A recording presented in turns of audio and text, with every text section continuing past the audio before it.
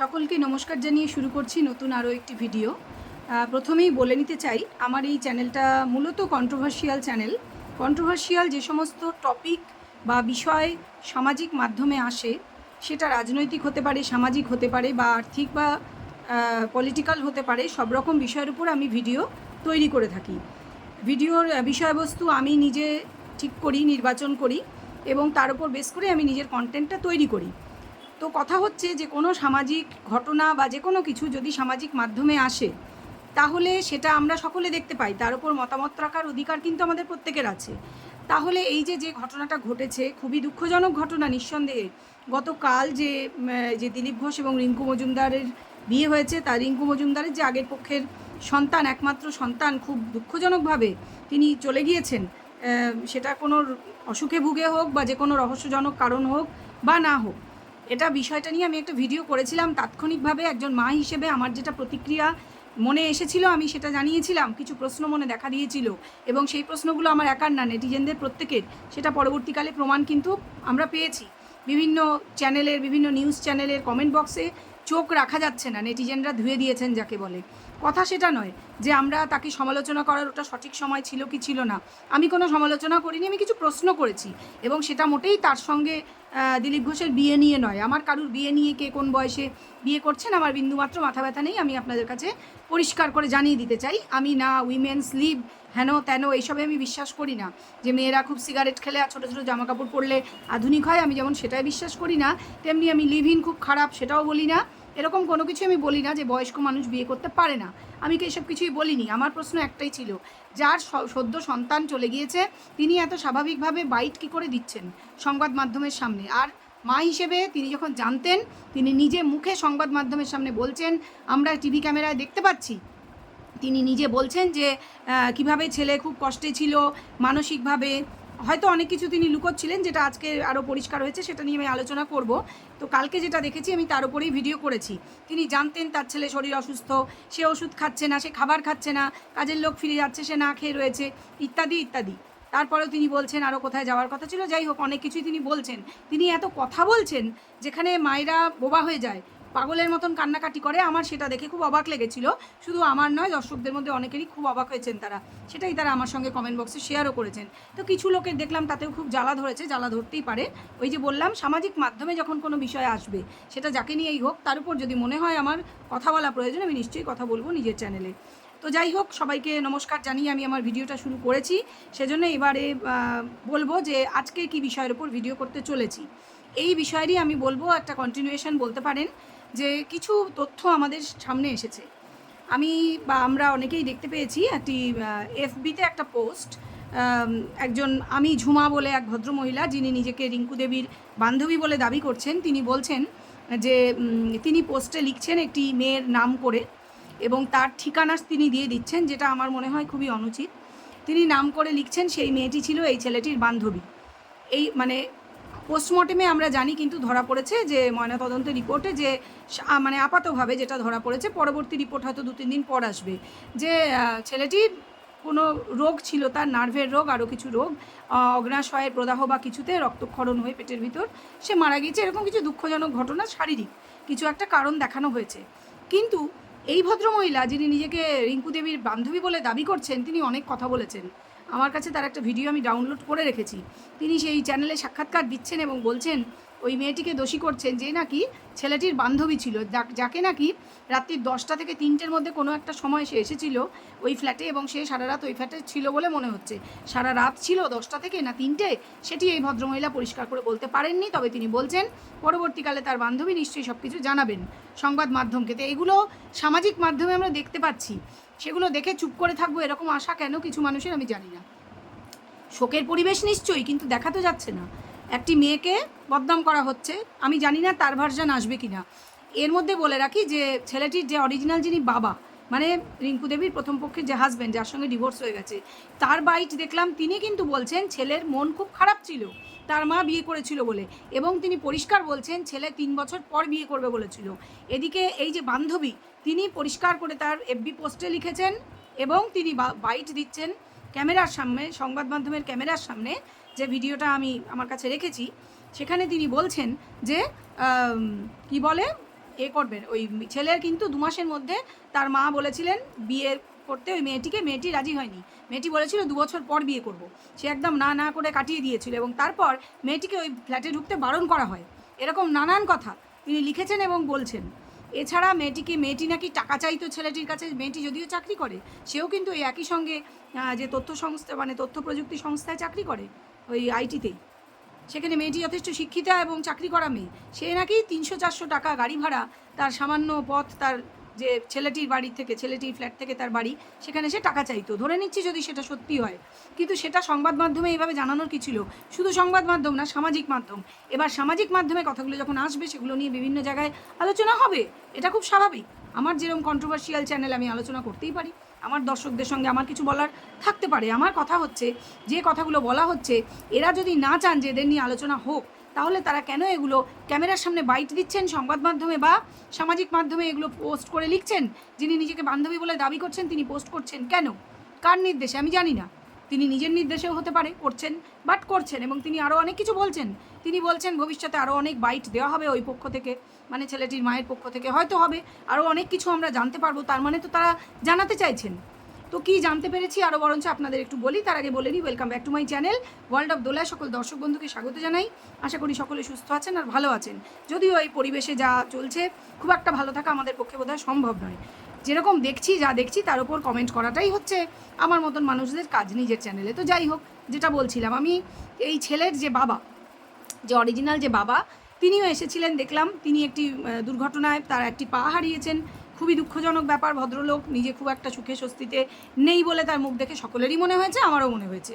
সেটা যাই হোক, সেটা তার ব্যক্তিগত জীবন। তাদের মধ্যে আর কোনো সম্পর্ক ছিল না, তারা ডাইভোর্স ছিলেন। সেগুলো তাদের ব্যক্তিগত ব্যাপার। এগুলো নিয়ে তারা যদি না চান কিছু জানাতে আমাদের সামনে, অবশ্যই আমরা জানবো না, কিন্তু জানালে আমরা এগুলো আলোচনা করতে আমরা পারি। এটাও কিন্তু ঘটনা। প্রত্যেকে ফ্রি হ্যান্ড দেওয়া হচ্ছে আলোচনা করবার জন্য, এবং সেজন্যই তো তারা সামাজিক মাধ্যমে এগুলো করছেন। আমি দেখলাম ভদ্রলোক জানাচ্ছেন ক্যামেরার সামনে যে তাকে জিজ্ঞেস করা হচ্ছে তার ছেলের মধ্যে তিনি কোনো পরিবর্তন দেখেছিলেন কি না। আমি জানি না, যেখানে ময়নাতদন্তের রিপোর্টে বলা হচ্ছে যে ছেলেটির শারীরিক কারণে মারা গিয়েছে, অথচ তারপরে তার বাবা কিন্তু বলছে যে ছেলের মন ভালো ছিল না, তার মা বিয়ে করেছিল, সে নিজে 3 বছর পর বিয়ে করবে বলেছিল, সে একা হয়ে গেছিল, খুব একলা ফিল করছিল। তিনি কিন্তু এই ধরনের কথা বলছেন এবং তিনি হাওয়াও করে কেঁদেছেন। তার মন যথেষ্ট খারাপ, তার কারণ ছেলের মন খারাপ ছিল। তিনি এটা পর্যন্ত বলছেন যে ছেলে বলছিল যে আমি তো তোমার কাছ থেকেও চলে গেলাম, মা নিয়ে গেল, অথচ আমি এখন একা হয়ে গেলাম। কথাটা কিন্তু অনেক গভীর তাৎপর্যপূর্ণ কথা। এটা কিন্তু আমাদের মনে রাখতে হবে। সমাজে যে যুব সমাজ, তাদের কিন্তু, তারা যখন এরকম ব্রোকেন ফ্যামিলি থেকে আসে, বিলং করে, তাদের মনের কি অবস্থা হয়। অনেকেই বলছে 27 বছরের ছেলে, তার গার্লফ্রেন্ড ছিল, সে লিভিং করতো। আমি তো এটাও বুঝলাম না, মায়ের মাত্র বিয়ে হয়েছে 1 মাসও হয়নি, সে গার্লফ্রেন্ডকে নিয়ে লিভিং করতো। কতদিন লিভিং করতো? মা চলে যাওয়ার পরে তার গার্লফ্রেন্ডের সাথে লিভিং করতো। তার মধ্যেই এত কিছু ঘটনা। এই বান্ধবী বলছে 300-400 করে একবারে টাকা চাইতো মেয়েটি গাড়ি ভাড়ার জন্য, এবং সেই তার বান্ধবী যে রিঙ্কু দেবী নাকি দিয়ে দিতেন। কেন দিয়ে দিতেন? এটা একটা প্রশ্ন। যদি মেয়েটি চাকরি করে, দিয়ে দিতেন কেন? কিসের জন্য? মেয়েটি নিজের পয়সা ছিল না, নিজের বাড়িতে যাবে? এগুলো কিন্তু তারাই জানাচ্ছেন, সংবাদ মাধ্যমের সামনে তারাই আনছেন, এবং সামাজিক মাধ্যমেও তারাই পোস্ট করছেন। সেক্ষেত্রে আমাদের মতন মানুষরা কেন এটা নিয়ে আলোচনা করব না? আমরা দেখছি চোখের সামনে, আমাদের মতামত কিছু থাকতে পারে, আমাদের কিছু কিউরিয়াসিটি, কিছু প্রশ্ন থাকতে পারে। অবশ্য করেই নেটিজেনরা তাদের মতামত অবশ্যই রাখবেন তাদের চ্যানেলে। কথাটা হচ্ছে যে এই যে ছেলের বাবা এই কথাটা বললেন, তারই বা তাৎপর্য কী? এবং আমরা দেখেছি আজকে সকালেও এত বড় দুর্ঘটনা ঘটে যাওয়ার পরেও দিলীপবাবু কিন্তু তার মর্নিং ওয়াকে গিয়েছেন। খুবই ভালো, তিনি স্বাস্থ্য সচেতন মানুষ, আরেকবার প্রমাণ করলেন। তিনি মর্নিং ওয়াকে গিয়েছেন এবং যথারীতি সাংবাদিকরা তার পিছু ধাওয়া করেছে, এবং হয়তো তার বাড়ির সামনেই দাঁড়িয়ে তিনি বাইট দিচ্ছেন। তিনি বলছেন সামাজিক অবক্ষয় নিয়ে। তিনি কিন্তু একটা অন্যই অ্যাঙ্গেল বললেন। সেক্ষেত্রে তিনি জানাচ্ছেন, যেটা আমরা প্রথমেও শুনেছিলাম, যে ছেলেটির ড্রাগে অ্যাডিকশান ছিল। তিনি বলছেন হ্যাঁ, কিছু ড্রাগ টাগের কথাও শুনেছি, আগে থেকেই ছিল, চিকিৎসাও চলছিল, এই ধরনের কথা আমি কিন্তু তার মুখ থেকে শুনেছি। সে ভিডিও আমার কাছে রাখা রয়েছে। এবং তিনি আরও জানাচ্ছেন যে শুধু ভালো করে পড়াশোনা করালেই হয় না, ভালো স্কুল কলেজে পড়ালেই হয় না, ছেলে মেয়েকে ভালো চাকরি করে সেটেল করে দিলেই হয় না, এই দিকগুলোও খেয়াল রাখতে হয়, সে নেশা করছে কিনা। তিনি ঠিক কাকে উদ্দেশ্য করে কথাটা বললেন? তিনি কি তারই নিজের বর্তমান স্ত্রীকে উদ্দেশ্য করে বললেন? আমি জানি না। তিনি বলছেন, ক্যামেরার সামনে তিনি বাইট দিচ্ছেন, আমি জানি না তিনি কি অন্য কোনো প্যারেন্টসদের উদ্দেশ্য করে বললেন না কাকে উদ্দেশ্য করে বললেন, সেটা অবশ্য তিনিই খুব ভালো করে বলতে পারবেন। দেখুন, এরা ক্যামেরার সামনে বাইট দেন, এরা সংবাদ মাধ্যমে আসলে এনজয় করেন বলেই দেখে মনে হয়। তারা বেশ প্রকাশ্যে আসছেন, সারফেসে থাকছেন, লোকে তাদের নিয়ে আলোচনা করছে। তারা পজিটিভ জিনিসগুলো যদি এনজয় করেন, তখন তাদের যখন এই জিনিসগুলো সামাজিক মাধ্যমে বা সংবাদ মাধ্যমে আসবে, নেটিজেনরা সেগুলো নিয়ে আলোচনা করবেন, তাহলে তাতে তো আপত্তি করার কিছু নেই। তারা নিজেরাই জানাচ্ছেন, তাদের বন্ধুবান্ধবীরা জানাচ্ছেন, অতএব সেগুলো নিয়ে আলোচনা হবে, এটা আমি কিন্তু বারবারই বলবো। আপনারা জানাবেন অবশ্য করেই কমেন্ট বক্সে যে এগুলোর কী মানে। এবং গতকাল আরও একটা কথা আমরা দেখেছিলাম, শুনেছিলাম, বলা ভালো, যে রিঙ্কু দেবীকে গাড়ির মধ্যে তিনি যখন বসে সংবাদ মাধ্যমকে তিনি বাইট দিচ্ছেন, তার চোখে কোনো কান্না টান্না সেই মুহূর্তে দেখিনি, না তিনি কান্নাকাটি করেছেন। প্রাথমিক অবস্থায় যখন সকালে দেখছিলাম ক্যামেরার সামনে, তিনি কান্নাকাটি করতে করতে বোধহয় দেখতে যাচ্ছিলেন যখন ছেলেকে, হতে পারে। কিন্তু এই মেয়েটি যার সম্বন্ধে এত বদনাম এখন তারই বান্ধবী ছড়িয়ে বেড়াচ্ছেন এফবিতে পোস্ট দিয়ে, সেই মেয়েটিকেও আমরা হাউমাউ করে কেঁদে বলতে শুনেছি যে তুমি চলে গেলে তোমাকে ছাড়া আমি কি নিয়ে থাকবো, আমি কি করে বাঁচবো, যাকে বলা হচ্ছে ঢুকতে ওই ফ্ল্যাটে বারণ করা হয়েছিল। কিন্তু কেন, কিসের জন্য বারণ করা হয়েছিল? মেয়েটি শুধু বিয়ে করতে চায়নি এক্ষুনি সেই জন্য? কিন্তু ছেলে তো তার বাবার কাছে নাকি বলেছে যে 3 বছর পরে বিয়ে করব। এই জায়গায় কিন্তু একটা ধোঁয়াশা। ছেলে বলছে 3 বছর পরে বিয়ে করব, তার মানে তার গার্লফ্রেন্ডের সাথে তার কথা হয়ে ডিসাইড করা আছে তারা 3 বছর পরে বিয়ে করবে। তার মা আগে বিয়ে করে নিয়েছে বলে বাবা বলছে, তার অরিজিনাল বাবা, যে ছেলে আপসেট হয়ে পড়েছিল। ইভেন তার মাও কিন্তু বলেছে, আমি জানি আমার বিয়ের পর থেকে ও খুব মন খারাপ হয়ে থাকতো, মনমরা হয়ে থাকতো, আমার সঙ্গে থাকতে চাইতো। এবং আমি বলেও ছিলাম, নতুন হাজব্যান্ডের কথা বলছেন যে ঘোষবাবুকে, আমি বলেও ছিলাম যে ওকে নিয়ে আসি আমার কাছে। উনি তখন বলেছিলেন ওকে, ও যদি দূরে চাকরি করতো তাহলেও কি করতো, তখনও তো আলাদা থাকতো। তার মানে প্রকারান্তরে বলতে চাইছেন রিঙ্কু দেবী যে ঘোষবাবু পছন্দ করেননি, ছেলে এসে ওনার সঙ্গে থাকুক। এটাই তো, এটা আমরা কেউ বলছি না, এগুলো আমরা সংবাদ মাধ্যমে বিভিন্ন বাইট দিতে এনাদেরকেই দেখেছি। তাহলে তারপরে যখন এটা নিয়ে আলোচনা হচ্ছে, সেটাই তো আপত্তি থাকার কোনো কথা নয়, কারণ এরাই পুরো জিনিসটা সামনে আনছেন। ছেলের কোনো গার্লফ্রেন্ড ছিল, ছেলে লিভ ইন করতো, এগুলো তো তারই বান্ধবী আনছেন সামনে, আমরা তো আনছি না, তাই না? এবং ছেলের বাবা, যে অরিজিনাল বাবা, তিনি বলছেন যে ছেলে মন মরা হয়ে থাকতো। সে বলেছে যে আমি মায়ের সঙ্গে, মা আমায় নিয়ে গেল, অথচ এখন আমি একলা হয়ে গেলাম। এর থেকে কী প্রমাণ পাওয়া যায়? এর থেকে এটাই প্রমাণ পাওয়া যায় যে ছেলে ভালো ছিল না এবং সে অসুস্থ ছিল, তার নার্ভের রোগ ছিল, একটা নার্ভের রুগী, তার কাছে কেউ নেই। এবং এই রাত 10টায় এক বন্ধু, রাত 3টেয় আরেক বন্ধু বা বান্ধবী, বা রাত 10টায় বান্ধবী, 3টেয় বন্ধু, তার ঘরে পার্টি চলছিল, এগুলোই বাকি। তার শুয়েছিলেন তিনি একদম স্থিরভাবে, মানে শোয়া অবস্থায়, খুব ভাবলেশীন মুখ, যেন ঘুমিয়ে আছেন, ডিপ স্লিপ যেটা বলা হচ্ছে। প্রথমে এসে তাকে পাশ ফিরিয়ে শুইয়ে দিতেও বলা হয়েছে তার মায়ের পক্ষ থেকে। এরকম অনেক কথা ভেসে বেড়াচ্ছে যে সংবাদ মাধ্যমে এবং সামাজিক মাধ্যমে। তাহলে আমাদের মনে প্রশ্ন তো উঠবেই, প্রশ্ন তো আমরা করব। সেক্ষেত্রে কারুর তো আপত্তি থাকার কথা নয় এই প্রশ্নগুলো নিয়ে, কারণ প্রশ্নের জন্ম তারা দিচ্ছেন, তারা 5 রকম কথা 5 জনে বলছেন ক্যামেরার সামনে এসে। এগুলো নিয়ে মানুষের মনে প্রশ্ন জাগবে, কারণ এরা কোনো সাধারণ মানুষ নন, এরা সেলিব্রিটি পর্যায়েই পড়ছেন। যখন বিয়ে হয়েছিল তখনও যে সংবাদ মাধ্যমের সামনে বলছেন হানিমুনে যেতে চান বিদেশে। আমরা ছোট করে একটা হানিমুন দেখলাম দীঘাতে, তারপরে দেখলাম যে বাচ্চা কাচ্চার প্রসঙ্গ জিজ্ঞেস করা হচ্ছে সন্তান নেবেন কি না, তখন খুব হেসে হেসে খুব লজ্জিতভাবে ভদ্রমহিলা বলছেন একটা মেয়ের খুব তো শখ, মানে খুবই আনইউজুয়াল, কিন্তু এগুলো বলা হচ্ছে। তো এগুলো আবার তার ছেলে ভালোভাবে নেয়নি, এটা তার অরিজিনাল বাবা বলছে আজকে ছেলে চলে যাওয়ার পর ক্যামেরার সামনে এসে। এর থেকে কি প্রমাণ পাচ্ছি আমরা? এর থেকে এটাই তো প্রমাণ পাচ্ছি ছেলেটি ভালো ছিল না, না শারীরিকভাবে না মানসিকভাবে, এবং তার পাশেও কেউ ছিল না বলেই দেখা যাচ্ছে। তার প্রেমিকার ঠিক কী রোল ছিল, আশা করছি তিনিও ক্যামেরার সামনে আসবেন, কারণ তার সম্পর্কে সামাজিক মাধ্যমে এতটা বদনাম ছড়ানো হচ্ছে যার কতটা সত্যি আমরা জানি না। তো আমরা আশা করি সব কিছু জানতে পারবো। যত কিছু বলছি, যা কিছু নিয়ে আলোচনা করছি আমার চ্যানেলে, সেটা সম্পূর্ণটাই সংবাদ মাধ্যম থেকে এবং সামাজিক মাধ্যম থেকে এই পোস্ট বা তাদেরই ক্যামেরার সামনে দেওয়া বাইট থেকে তুলে এনে আমি আলোচনাটা করলাম। আপনারা কমেন্ট করে আমাকে বলবেন যে আমার দোষটা কোথায়। আমরা যা দেখছি সেটা নিয়ে কথা বলার রাইট তো আমাদের রয়েছে, ফ্রিডম অফ স্পিচ বলেও তো একটা কথা আছে আমাদের দেশে। ঠিক আছে, এই ভিডিওটা এ পর্যন্ত থাকবে। আমারও কোনো কাউকে মানসিকভাবে আঘাত দেওয়ার কোনো ইচ্ছা নেই, তবে খুব আঘাত কারুর দেখে আমার মনে হয়নি। সদ্য সন্তানহারা মা, তার যেরকম দেখেছি আমি নই, অনেকেই এটা নিয়ে সমালোচনা করছেন। আমি জানি না অতি চোখে পাথর হয়ে তার এইরকম অবস্থা কিনা, কি আমি বলতে পারবো না।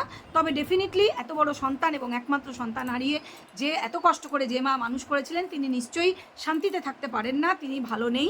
এটা আমি চাইবো যে ছেলেটির আত্মা শান্তি পাক এবং তার মাকেও এই যে লস সেটা ভগবান শক্তি দিন, তিনি যেন সেই লস কাটিয়ে উঠতে পারেন এবং সুস্থ স্বাভাবিক জীবনে ফিরে আসতে পারেন। আপনাদের মতামত অতি অবশ্যই কমেন্ট বক্সে আমার সঙ্গে শেয়ার করবেন।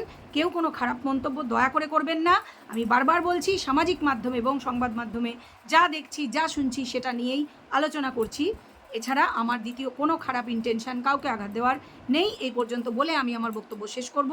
সকলকে নমস্কার জানিয়ে শেষ করছি। ভিডিওটা ভালো লাগলে নিশ্চয়ই শেয়ার করবেন আর আমার সঙ্গে থাকবেন।